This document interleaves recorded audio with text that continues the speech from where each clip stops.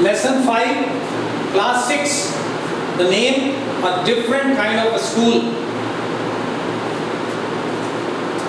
I had heard a great deal about Miss Beam's school, but not till last week did the chance come to visit it. When I arrived there was no one inside but a girl of about 12. Her eyes were covered with a bandage and she was being led carefully between the flower beds by a little boy who was about 4 years younger. She stopped and it looked like she asked him who had come. He seemed to be describing me to her. Then they passed on. Miss Beam was all that I had expected. Middle-aged, full of authority, yet kindly and understanding.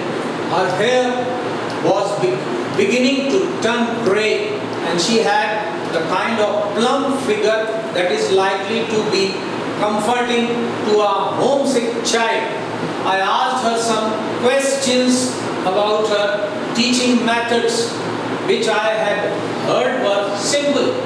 No more than is needed to help them to learn how to do things. Simple spelling, adding, subtracting, multiplying and writing. The rest is done by reading to them and by interesting talks during which they have to sit still and keep their hands quiet.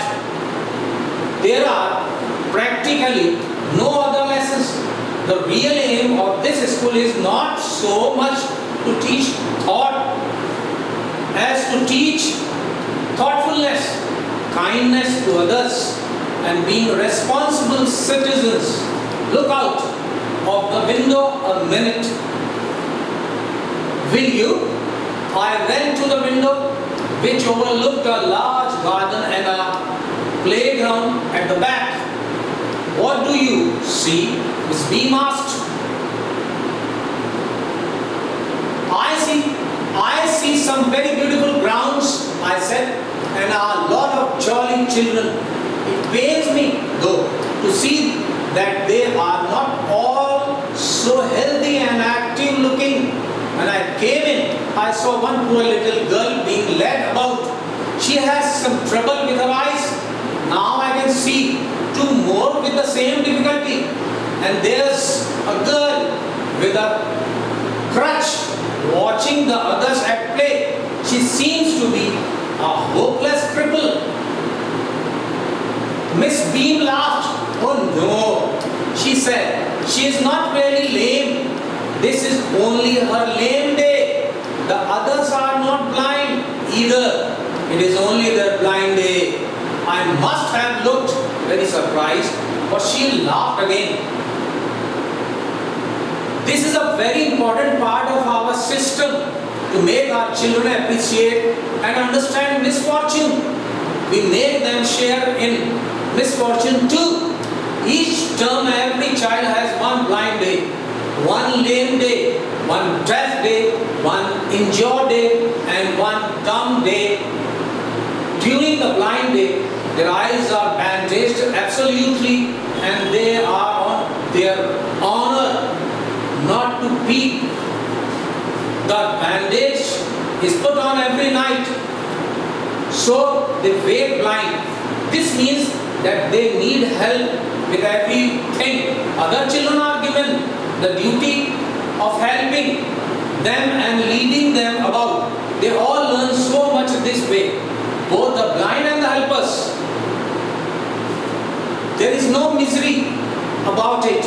Miss Beam continued, everyone is very kind, and it is really something of a game before the day is over, though even the most thoughtless child realizes what misfortune is. The blind day is, of course, really the worst, but some of the children tell me that the dumb day is the most difficult. We cannot bandage the children's mouths. So, they really have to exercise their willpower. Come into the garden and see for yourself how the children feel about it. Miss Beam led me to one of the bandaged girls. Here's a gentleman come to talk to you, said Miss Beam and left us. Don't you ever peep? I asked the girl. Oh no, she exclaimed.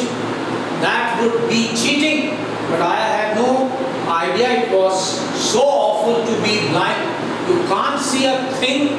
You feel you are going to be hit by something every moment. It's such a relief just to sit down. Are you helpers kind to you? Are your helpers kind to you? I asked fairly, but they are not as careful as I shall be when it is my turn. Those that have been blind already are the best helpers. It's perfectly costly not to see. I wish you'd try. Shall I lead you anywhere? I asked. Oh yes, she said. Let's go for a little walk.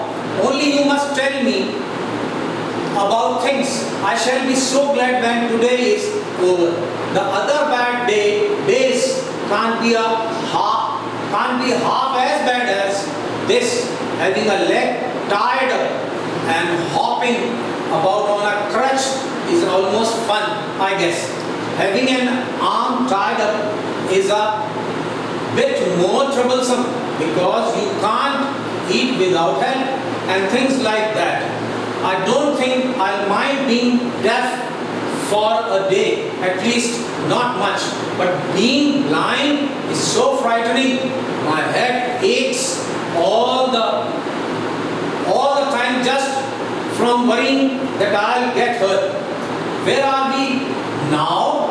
In the playground, I said. We are walking towards the house. Miss Beam is walking up and down the garden with a tall girl. What is the girl wearing? My little friend asked.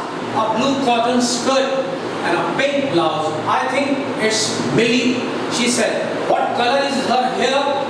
Very light. I said, yes, that's Millie. She is the head girl.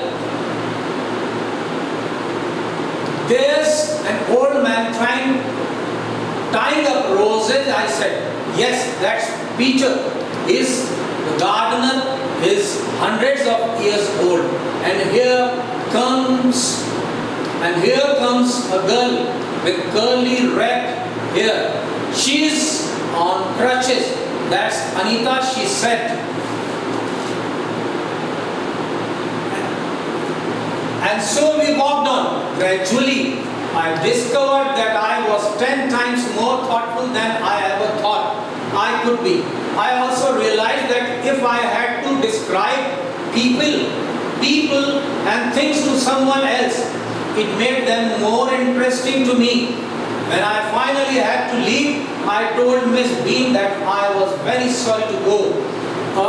She replied, then there is something in my system after all.